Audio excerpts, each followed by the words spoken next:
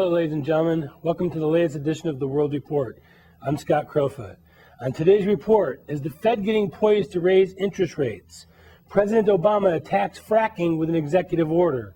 Is Russia trying to annex the latest energy hotspot? ISIS, Boko Haram, and Al-Qaeda are teaming up, while Egypt shuts down over 27,000 mosques. Senator Ted Cruz makes it official, while anxious Democrats watch and wait. Our moment in history is the vindication of Neville Chamberlain. And now to our top stories. The growing daylight between the United States and Israel as the White House lashes out at Bibi Netanyahu over alleged spying over the Iranian nuke deal. With me, as always, the World Report senior advisor, economics blogger for USA Today Online, Morrie Beschloss, who can be followed on Twitter at @Beschloss. Morrie, what do you think about what's happening with the relations between Israel and the United States? They've never been worse. No, I don't look at it as seriously as you and most other people do, because I believe that, first of all, you've got most of Congress strongly supportive of Israel. You've got the American people strongly supportive of Israel. Yes, as long as he's in office, he can play his game against Bibi Netanyahu and accuse him of things.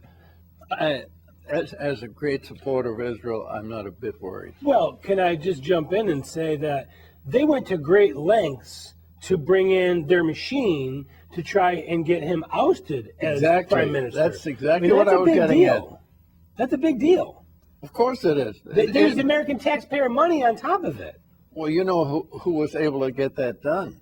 With Bill Clinton, had James Carville and a guy by the name of Greenberger. He had three guys going over there, and he got Netanyahu knocked off, not literally, but politically, and he got Ehud Olmert, who was willing to play Clinton's game, which was giving up the West Bank so they could have Arabs knocking off the planes as they were coming into Ben Gurion Airport.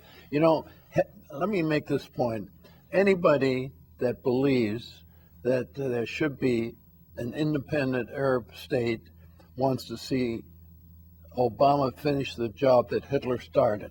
That's the way I look at it. Removing Israel off the map. Removing 6 million Jews or 8 million Jews, or however many you have in Israel today, and that's what would happen. If you had, just imagine if you had Hamas in the West Bank today, because they now have joint forces, Hamas and Al-Fatah, and they used to hate each other and they kill each other, but now they're working together. Can you imagine if they controlled the area that is about 10 miles from Tel Aviv or another 10 miles from the Mediterranean Sea?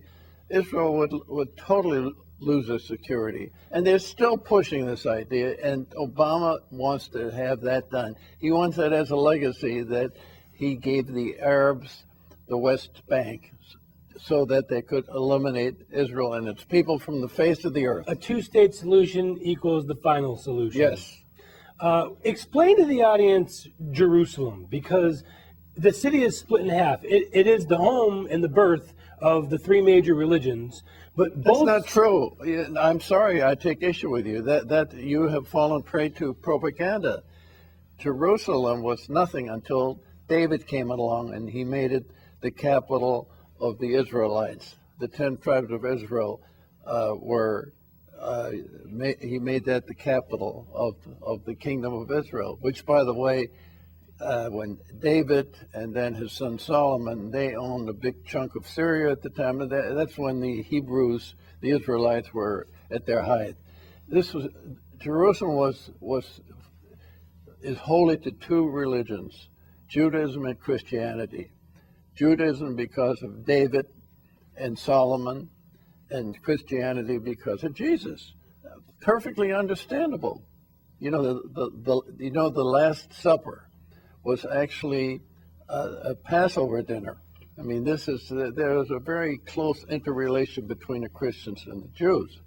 It has nothing to do with the Muslims. So Islam's home is Mecca, but... Yes, Mecca and Medina. So how do you separate the city into Muslims and Jews, and and make it work, I guess. Is what Well, I'm you trying to see, figure people out. that don't understand history and want to make nice to Saudi Arabia and all its oil, they'll say it's an important city for the Muslims. It's not an important city for the Muslims. They say that uh, Mohammed went on a horse and went after he died and used Jerusalem as a staging area to go to his heaven to meet his virgins or whatever they believe in. So consequently, it's a lie. That religion, as far as history is concerned, just does not tell the truth. And unfortunately, what you have, and I don't want to seem like I'm taking an anti-Islamic attitude. I'm not.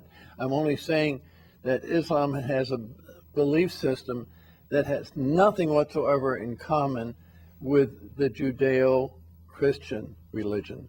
And there is now that you've got the Inquisition out of the way and the Crusades, there is a very close tie today between the Jewish belief and the Christian belief.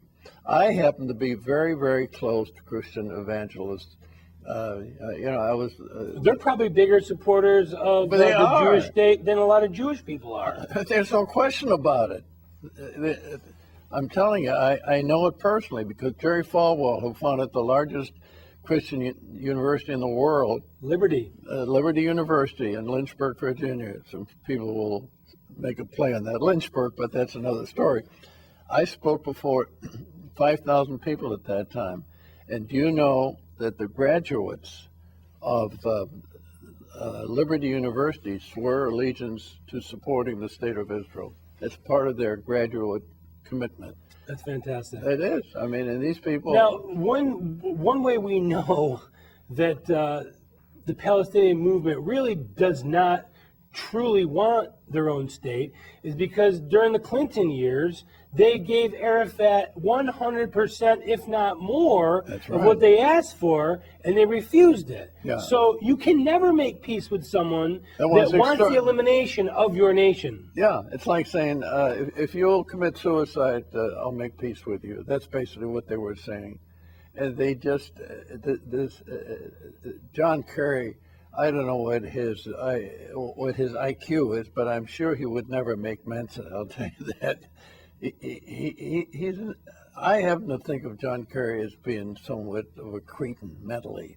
And he goes around saying, well, we're going to have a two-state solution. Forget about it. There will never be a two-state solution unless Well, like we just said, everything that they wanted, they were given, and they refused it. So they're never going to, and it's in their charter. It's in their charter to remove Israel and the Jews from that land. Yeah, and that means what they don't like is the comparison of the Jewish creativity and intelligence and technological abilities and so on and so forth, which they don't have. You mentioned in our earlier conversation how many prizes, Nobel Prize, or just Nobel Prizes. Yeah. Okay. So Mr. Obama got the Nobel Peace Prize as a gift before he even got into office.